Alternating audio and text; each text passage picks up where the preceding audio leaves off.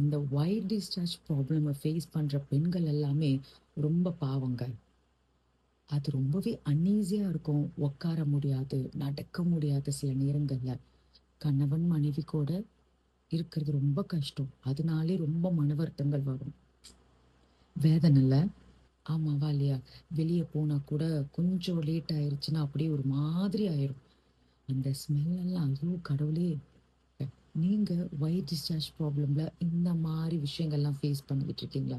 அதனாலே அதிகமான ஸ்ட்ரெஸ், மன உளைச்சலுக்கு ஆளாகுறீங்களா?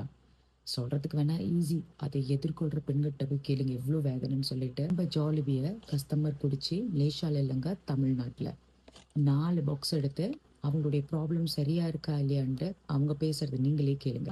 சிஸ்டர் ஜாலிக்கு வந்து 4 பாக்ஸஸ் தான் கம்ப்ளீட் பண்ணியிருக்கேன். என்னோட ஒயிட் டிஸ்சார்ஜ் வந்து ஃபுல்லாகவே க்யூர் ஆயிருக்கு. அப்புறம் வந்து ஹேர் க்ரோத் இருக்கு.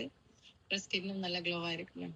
ஸோ இந்த கஸ்டமரும் வந்துட்டு ரொம்பவே ஸ்ட்ரகிள் பண்ணியிருக்கிறாங்க வெள்ளைப்போக்குனால.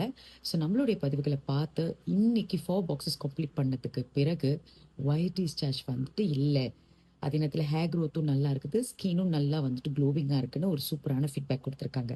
ஸோ நீங்களும் வெள்ளைப்போக்குனால ரொம்ப அவஸ்தைப்படுறீங்களா?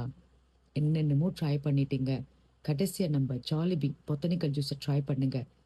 நல்ல ஒரு மாற்றம் கண்டிப்பா இருக்கு.